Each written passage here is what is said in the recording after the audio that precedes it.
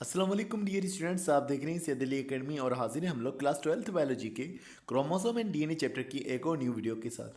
आज की इस वीडियो के अंदर हम डीएनए रेप्लिकेशन के बारे में मजीद जिक्र करने वाले हैं और हम जिक्र करने वाले हैं कि ये जो डीएनए रेप्लिकेशन का प्रोसेस होता है इसके अंदर किस तरह से स्टेबिलिटी रहती है, किस तरह से ये प्रोसेस एक्यूरेट रहता है और किस तरह से इस प्रोसेस के अंदर वेरिएबिलिटी यानी कि चेंजेस भी आ सकती हैं। तो इसके हवाले से सबसे पहले स्टेबिलिटी के हवाले से लिखा हुआ है कि किस तरह से इसे मेंटेन किया जाता है कि डीएनए के जो दो धागे बनने वाले हैं, एक डीएनए में से दूसरा जो धागा बनने वाला है वो बिल्कुल एग्जैक्ट कॉपी होना चाहिए, उसमें चेंजेस नहीं होने चाहिए। तो ये किस तरह से ये सारी चीज़ें जो है मेंटेन की जाती है। लिखा हुआ है कि जब डीएनए की रेप्लिकेशन होती है तब स्टेबिलिटी और कंसिस्टेंसी जेनेटिक मटेरियल की कि वो बिगड़े नहीं, इसे मेंटेन किया जाता है। ये जनरेशन आफ्टर जनरेशन जो है चलती रहती है। ये एक पेरेंट से दूसरी औलाद में जो है ये चीज़ चलती रहती है। अब ये जो एक्यूरेसी आती है कि डीएनए जो है उसका जो एक धागा है उसमें से बनने वाला जो दूसरा धागा है वो बिल्कुल उसके जैसा है, ये उसके हाइड्रोजन बॉन्ड की वजह से होती है। क्योंकि अगर हम देखते हैं ग्वानिन जो है वो 3 हाइड्रोजन बॉन्ड बना पाता है और इसी तरह से जो थाइमिन होता है और एडेनिन ये 2 बॉन्ड बना पाते हैं। तो उनकी हाइड्रोजन बॉन्डिंग की वजह से जो है सेम बेस पेयर आपस में मैच होते हैं। एडेनिन है उसके साथ 2 बॉन्ड बनाने वाला थाइमिन ही जुड़ेगा और ग्वानिन अगर है तो उसके साथ जो है वो साइटोसिन 3 बॉन्ड बना करके जुड़ता है। तो इस तरह से ये एक्यूरेसी इनके अंदर मेंटेन रहती है हाइड्रोजन बॉन्डिंग की वजह से। मजीद ये लिखा हुआ है कि डीएनए रेप्लिकेशन का प्रोसेस हो सकता है कि फर्स्ट स्टेप पर जो है इनिशियली ये ठीक ना हो सकता है कि इसमें गलतियां हो सकती हो। और इसकी वजह क्या है कि ये डीएनए रेप्लिकेशन का प्रोसेस जब हो रहा होता है तो बहुत तेज़ स्पीड के साथ हो रहा होता है। एक सेकंड के अंदर जो है 50 से लेकर के 500 न्यूक्लियोटाइड आपस में जुड़ सकते हैं। तो ये कंटिन्यूसली प्रोसेस हो रहा है, फ्लिप फ्लॉप हो रही है, यानी कि एक स्टैंड है उसके साथ दूसरी स्टैंड आकर के जुड़ रही है। तो ये प्रोसेस चलता जा रहा है।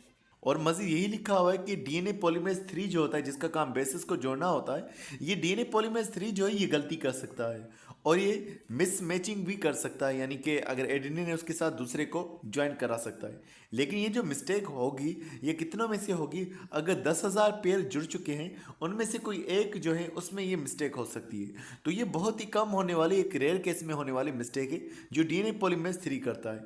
लेकिन फिर चेकिंग के लिए एक और एंजाइम हमारे पास आता है जो कि होता है डीएनए पॉलीमरेज 2, जो कि सेकेंड स्टेप के अंदर इस मिस्टेक को करेक्ट कर लेता है। मजीद हमारे सेल्स के हवाले से लिखा हुआ है कि जो ममेलियन सेल्स हैं उनके अंदर ये हो सकता है कि अगर उनमें बिलियन बेस पेयर्स आपस में जुड़े हुए हों, एक मिस्टेक उनमें आ सकती है। और ये अगर एक मिस्टेक आ गई तो उसके लिए हमारे पास प्रूफ रीडिंग सिस्टम मौजूद है। प्रूफ रीडिंग सिस्टम के अंदर यानी दोबारा चेकिंग वाला जो सिस्टम है उसके अंदर हमारे पास एक और एंजाइम होगा जो कि डीएनए पॉलीमरेज 2 होगा।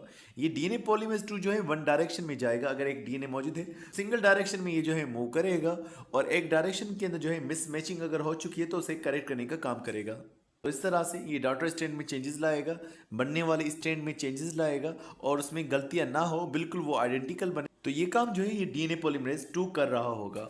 मज़े लिखा हुआ है कि जब सेल डिवीजन हो रही होती है और सेल डिवीजन का जब पहला स्टेप ही होता है जिसे हम प्रोफेज कह रहे हैं, उस दौरान क्रोमोसोम के पास जो है 2 स्टैंड बन चुकी होती है। ये दरअसल प्रोफेज से पहले ही एस फेज के अंदर ही क्रोमोसोम जो है अपनी रेप्लिकेशन कर देता है। क्रोमोसोम जो है वो डबल हो जाता है, यानी डीएनए जो है वो डबल हो चुका होता है। तो डीएनए जो है डबल मौजूद है। अब उसके पास एक मिसाल के तौर पर पेरेंटल स्ट्रैंड मौजूद है और उसके साथ साथ जो है एक दूसरी डॉटर स्ट्रैंड भी मौजूद है। मतलब कि ये 2 डीएनए मौजूद है, इसमें एक पेरेंटल है एक डॉटर जो न्यू फॉर्म्ड है। इसी तरह से एक और डीएनए भी मौजूद है, एक पेरेंटल है और दूसरा जो है डॉटर है। तो इस तरह से ये 2 डीएनए मौजूद हैं जिसके अंदर एग्जैक्ट कॉपी जो है वो मौजूद है। अब जो है ये कतारें अलग अलग होंगी, यानी डीएनए अलग अलग होगा।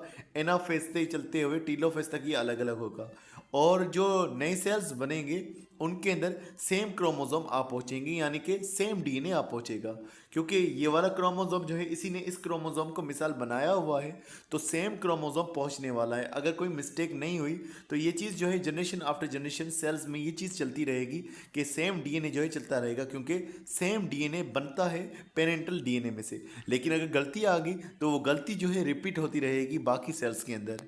बात लिखी हुई है कि ये जो कंसिस्टेंसी स्टेबिलिटी है जेनेटिक इन्फॉर्मेशन की, ये सेल टू सेल जनरेशन्स में पेरेंट्स ऑफ स्प्रिंग जो है चलती रहेगी। तो ये तो बात हो गई स्टेबिलिटी की कि अगर हमारे पास एक डीएनए मौजूद है, वो डीएनए अनजिप होता है, तो उसके बाद उसमें से जो है नई स्ट्रैंड बनती है। यहाँ से एक नई स्ट्रैंड बन गई, यहाँ से एक ये नई स्ट्रैंड बन गई, जो कि बिल्कुल आइडेंटिकल होगी। दो डीएनए हमारे पास बन चुके हैं, दोनों ही बिल्कुल आइडेंटिकल होंगे पेरेंटल डीएनए के मुकाबले में। लेकिन कुछ केसेस में जेनेटिक वेरिएबिलिटी हमें देखने को मिल सकती है। कहीं कभार जो है वो डीएनए की सीक्वेंस के अंदर तब्दीली जो है वो आ सकती है, और इस तब्दीली को जो है हम म्यूटेशन का नाम देते हैं। तो म्यूटेशन जो है ये परमानेंट चेंज होता है डीएनए की सीक्वेंस में, कि डीएनए के अंदर एक परमानेंट चेंज आ जाए, किसी भी वजह से आ सकता है, ये म्यूटेशन का चेंज है। मज़ीद लिखा हुआ है कि ये डीनोवो चेंज जो है ये आ सकता है। डीनोवो का मतलब ये है कि ये ऐसा चेंज होगा जो पहले मौजूद नहीं था। अब रेप्लिकेशन के दौरान जो है ये डीएनए के बनने के दौरान जो है ये चेंज आया है, और ये जो चेंज है ये करेक्ट भी नहीं किया जा सका प्रूफ रीडिंग के दौरान। और ये जो चेंज है अगर डीएनए के अंदर आ चुका है तो ये कॉपी होता रहेगा डीएनए के दौरान, और ये ट्रांसफ़र होता रहेगा नेक्स्ट जनरेशन के अंदर। अब इस म्यूटेशन से जो है एक चीज़ ये हो सकती है कि जीनोम में वेरिएशन आ चुकी, चेंज आ चुकी है। अब ये चेंज जो है फ़ायदेमंद भी हो सकती है, नुकसान वाली भी हो सकती है। तो ये एक अलग मौजू है जिसमें हम डिस्कस करते हैं कि डीएनए में जो चेंजेस आते हैं वो नुकसान वाले हैं, फ़ायदे वाले हैं, या उनसे कोई भी इफेक्ट नहीं होता। अब यहाँ मस्जिद में ये लिखा हुआ है कि जो म्यूटेशन आती है उसकी एक बड़ी वजह ये होती है कि जो डीएनए रेप्लिकेशन है अगर वो देर से हो रही है, मतलब कि अगर ये एक डीएनए का धागा हमारे पास मौजूद है और वो डीएनए का वो टुकड़ा जो देर से रेप्लिकेट हो रहा है, उस डीएनए के टुकड़े के अंदर जो है वो म्यूटेशन आ सकती है। इसकी कई सारे वजूहत हैं कि जो प्रूफ रीडिंग का मैकेनिज्म है वो बहुत फास्ट हो रहा होता है और उस दौरान टाइम नहीं मिलता जो आखिरी में बनने वाला हिस्सा है उसको ठीक से प्रूफ रीडिंग करने का। उसके अलावा म्यूटेजेंस जो हैं, जो म्यूटेशन काजिंग एजेंट्स हैं, वो भी उस नए बनने वाले हिस्से को, लेट से बनने वाले हिस्से को असरअंदाज कर सकते हैं। तो इस तरह से जो लेट से रिप्लिकेट होता है, यानी कि एस फेज के दौरान जो आखिर में डीएनए का टुकड़ा बनता है, उसमें म्यूटेशन की चांसेस जो हैं वो ज़्यादा रहते हैं पुराने बनने वाले डीएनए के मुकाबले में। अब यहाँ पर वेरिएशन के हवाले से, मिस्टेक के हवाले से एक और बात यहाँ पर बयान की जा रही है कि डीएनए रेप्लिकेशन के दौरान मिस्टेक इस वजह से भी आ सकती है क्योंकि हमारे पास टोटोमेरिक फॉर्म्स मौजूद हैं। ये टोटोमेरिक फॉर्म्स क्या होते हैं? ये दरअसल आइसोमर्स होते हैं, ऐसे आइसोमर्स जो इंटर कन्वर्टेबल हों, जो आपस में बदले जा सकते हों। तो अगर हमारे पास नाइट्रोजिनस बेसिस मौजूद हैं और नाइट्रोजिनस बेसिस के भी आइसोमर्स मौजूद हैं जो एक दूसरे में तब्दील हो सकते हैं, उन आइसोमर्स की वजह से जो है हमारे पास म्यूटेशन डीएनए के अंदर हो सकती है। अब लिखा हुआ है कि वाटसन और क्रिक के मॉडल की पब्लिशन के बाद बायोलॉजिस्ट ने ये सोचा कि कुछ ऐसे हमारे पास म्यूटेशंस होती हैं जो हाइड्रोजन ग्रुप के चेंज होने की वजह से होती है।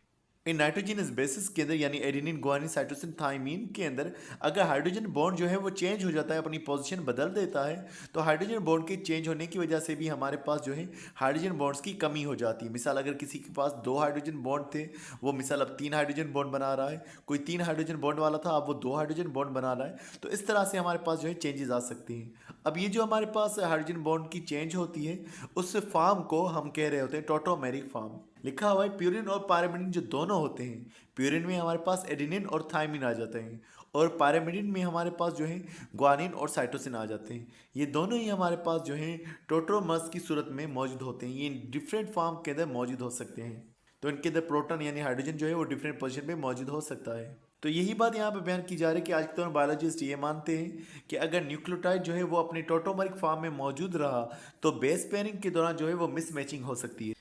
यहाँ पर हमारे पास ये इनके कॉमन फॉर्म्स लिखे हुए हैं और ये उनके टोटोमेरिक फॉर्म्स लिखे हुए हैं जो रेयर होते हैं। अब अगर हम बात करते हैं कि मिसाल के तौर पर इस तस्वीर में अगर आपको नज़र आ रहा है जो इसकी असल फॉर्म मौजूद है ग्वानिन की, तो आपको हाइड्रोजन जो है यहाँ पर अलग से नज़र आ रहा है। तो यहाँ पर हाइड्रोजन मौजूद है, ऑक्सीजन का यहाँ पर डबल बॉन्ड बना हुआ है, लेकिन यहाँ पर आप देखेंगे तो हाइड्रोजन जो है वो दरअसल ऑक्सीजन के साथ ज्वाइंट हुआ पड़ा है, तो यहाँ पर ये एक चेंज हुआ पड़ा है। उसके अलावा आप इस तरफ देखेंगे एडेनिन के अंदर, एडेनिन में आपको ये नज़र आ रहा है कि नाइट्रोजन जो है यहाँ पर मौजूद है और हाइड्रोजन इसके साथ कोई जुड़ा नहीं हुआ।